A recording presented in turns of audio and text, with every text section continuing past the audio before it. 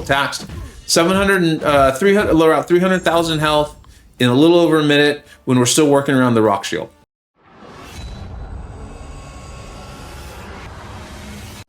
Hey, welcome back to the channel. All right, it's time for the first edition, the first volume of Kushala versus the Contest. I've shown you her in Necropolis, in Tier 1 War, in General Questing, all over the place. It is now time to show you how phenomenal she is in Battlegrounds 2. We're going to do a lot of like how to play her, talk about it. Let's go ahead and get started. But before we do, there's one thing that's really important because these fights are going to go fast. Remember, the ability active of Kushala's personal effects and parry mastery is increased by 35% for each unique blessing active. Remember, she has 3 blessings, and you're going to see me consistently start with the parry. She gets the blessing of wisdom when either champion performs a well-timed block, allowing Kushala to block unblockables. Hello, that's a big deal and going to show up here a lot.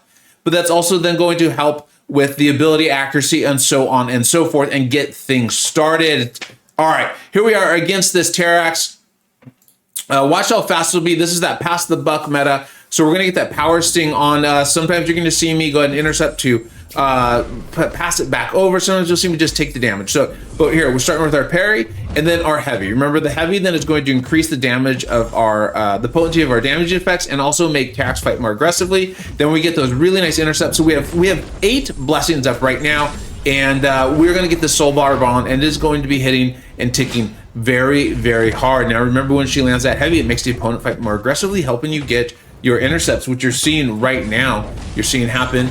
And then we're going to go in and turn all of those ignition buffs that she's landing into incinerates, and then I just back up and let this Terrax kill himself. Now, you got to be careful. I actually did a short recently. A Terrax destroyed me because I missed an intercept. So it's not foolproof. You got to play her well. You got to play her well. I have done the full essentials video. I'm not going to post it right now because I think you should continue watching this, but I will link it in the description, totally going over everything you need to know about how to play her. Now, that wasn't as much health. This is now 330,000 health against this Maestro. As I said in the beginning, I love to start off with the parry heavy. Get my blessing up, get my ability accuracy going of my parries and all my damaging effects. It also then you get the heavy off, which will then allow you to increase their aggressiveness of the AI, allowing you to get your intercept for that 3rd and final blessing.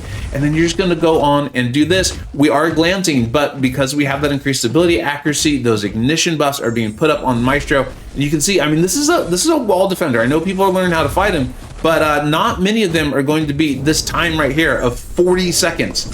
40 seconds to do 330,000 damage against a really tough defender who is incinerate immune, right? Her special one places us incinerate. So we are only using our soul bar. This is what she was designed to do. You need to play her well. You need to play her with high skill. She's designed to nuke in Battlegrounds War, but I've done solos in Necropolis as well, so she can be used for those big beefy health pulls too. So now we're going in and we're going to take this this Warlock, and remember, this is one of those matchups that happens in Battlegrounds where you're kind of like, okay, here's where we're left. It's 3rd round or 2nd round. Let's see what we can do. As you see, I went for the intercept. I did not land it. Like I said, you got to play her well. You got to play her well. So we're going to go in and we're going to get this armor up off because she does have a nullify off of that special one. Wanted to show that. Keep our blessings up, so you want to continue to parry and heavy along the way, as well as get those intercepts. See, I missed the first intercept, so I can tell I got a little scared. Didn't go for it the 2nd time, but the 3rd time opened up right there, landed it, have 3 of my unique blessings up, and he's pretty much toast now. He doesn't know it, but he's gonna die. And so this is good. This is the sort of versatility that she has and can help you as you go through Battlegrounds. And then if you have her awakened, that pause you get for triggering the lowest level blessing is, I think it goes up to 5 seconds if I remember correctly. And then depending on how many of your blessings you have up, you can actually place passives that are stronger. So champions are going to be shrugging, nodes are going to be shrugging, purifying, that sort of thing. Now, this is one of the reasons why I really wanted to start the video talking about, I love to start with the parry heavy, because Domino is one of those champions, right? She's messing with your ability accuracy, but we are already getting better, right? You saw we had that crit fail early, and we're going to get it now. It's still going to happen. It doesn't make you immune to it, but it's really helpful. Like I said, in Battlegrounds, you often find yourself, you're like, I just don't have, Shuri at my leisure right now. I don't have Nimrod in my deck. I went a little aggressive here, attacking into the Lucky, but hey, you can do that. You can do that. That's why I used my Striker pretty quickly there, was because if she had evaded, you know, I wouldn't be in too much trouble. You can see I got a little lucky there too. So never hurts to get lucky against Domino. Gonna go in and throw our SP2. She's got those 6 ignition buffs that we place on the defender. Not sure why I didn't finish off there, but I didn't. So it is what it is. Past me, made a bad decision. And oh, and that's also the other reason why she's decent for Domino, is she does have some built-in energy resistance. I know DL called that out in his deep dive video, but you can see there, that's a very respective score against what, if I recall correctly, was a rank 5 Domino. Now, moving on, this fight against Corg is another beef. I think he had like 290 some thousand health. This is a little bit tricky because these 7-star Corgs are a little tricky because their signature ability is not super high. So like right there, I could have punished that. So I feel less certain about punishing the parry stuns, but you can see I started getting pretty comfortable with it. Now, her attacks are energy damage. So when you're going up against Corg, really the only thing you want to kind of do is make sure you get those rock stacks down. You can kind of attack in fine without fear of punishment. Just make sure his rock stacks are down so everything will land nicely for you. You can get your full damage in.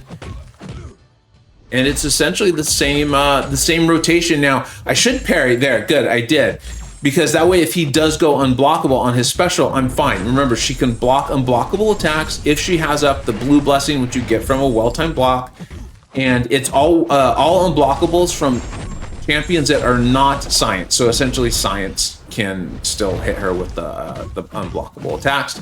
300,000 health in a little over a minute when we're still working around the rock shield. She's pretty good. She's pretty good. Let's move on. Let's move on.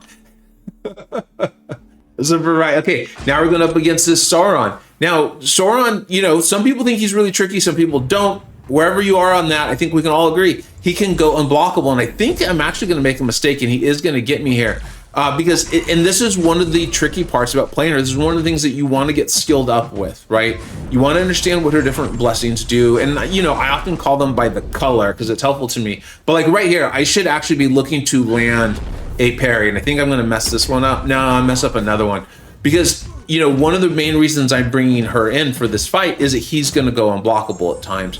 So in that, it's kind of like my America Chavez videos and fights I talked to you about. I'm like, what's her best suit? What's her best skill against this fight? For Kushala here, it is the parry, being able to block unblockables. And you can see I've forgotten about it. And this is probably where he's going to tag me. I know he tags me in this one. I remember because I review these videos before I voice them over. Yeah, there it is, which is really a shame because that fight could have ended about 10 seconds earlier because I could have been more aggressive, and also we wouldn't have taken that damage. So that score really should be, you know, like 50, 51,000, something like that, about 5 to 10 seconds faster and with a full health bar, but it's fine. Now, Shocker. Shocker is one of those defenders where I think if you've been through Necropolis, he's not as scary as he once was, right? Because you know that SP1 evade and those sorts of things, but he is still a tough defender. He's someone that, you know, as you work your way into the Gladiator circuit and through it, like you still see him at times. Like I said, Battlegrounds is just one of those things where you don't always get to place your ideal counters and your ideal defenders. So here he is. We're going to go in, we throw our SP1, get those incinerates going, and get the nice intercept. Again, I love champions that can manipulate the AI of the defender. It does not make it foolproof, but man, it sure helps out a lot, especially as you're starting to look for those intercepts. And it feels like that's a skill request that's being made more and more of nodes and defenders and that sort of thing going on. I threw that. I shouldn't have, so we should have had more life. It's always this is one of the nice things about going back and watching videos is you see these little mistakes you make. You can kind of get better at things. So really that score should be actually higher. That score should actually be higher. Now, future Ant-Man. I've shown this in some of my other Kushala videos. I think I showed this in the Essentials because I really wanted to talk about her ability, accuracy, and how, in many ways, the reason why you want that up, that's why she works so well for Maestro, right? Is because as we get our ability accuracy up with those blessings, like we've talked about, right? In fact, I didn't need to wait for his shield to fall off. I'm not sure why I did, but it's just, I think it's pure habit of fighting future Ant-Man. But you'll see that even as these attacks start to glance, we will still be placing our ignition buff. That's that. It looks like an incinerate in the under his bar.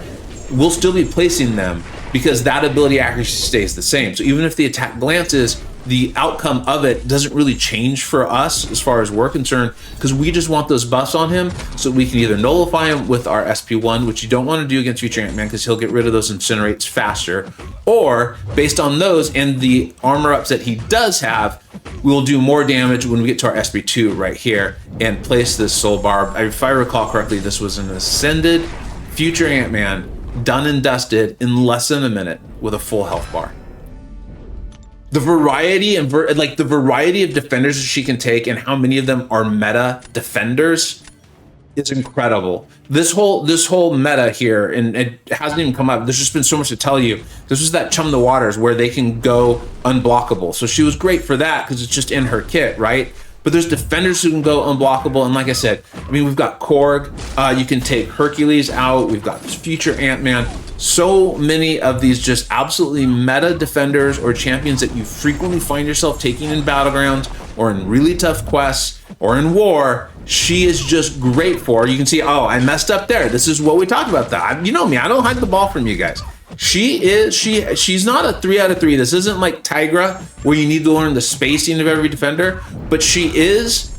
There's a lot going on. You've got all of those blessings, and once you get better with her, and I can see my skill level changing depending on how long ago these fights were, you really want to key in on which blessing it is that you want up. Try to then get all 3 of them up. And then as the fight goes on, keep up that one that was consistently, especially if it was the unblockables, keep that one up as much as possible. It's the easiest one to keep up. If you parry, it then allows you to land the heavy. It makes them more aggressive. You then get the intercept, get that 3rd blessing up, and you just kind of snowball from there. She's amazing. She's phenomenal. I will continue to get out videos. If you're watching this because you recently pulled her, which I think a lot of folks probably will, I will now link, I'll put up the card for the Kushala Essentials video going over all the things you need to know for her. And then of course I will continue to put up Battlegrounds videos, questing videos, war videos. I mean, I literally got to be part of the design process for this champion with my good friend, Daddy Longlegs, Kabam DLL. Thank you so much for watching. Let me know what you think we got right. Let me know what you think we got wrong. If there's even more fights that you're taking with her as I continue on in Battlegrounds and in questing and all these things, I will have a volume 2 out as soon as I possibly can. I love this champion, and I hope you do too. Thank you so much for watching. Take care. Bye-bye.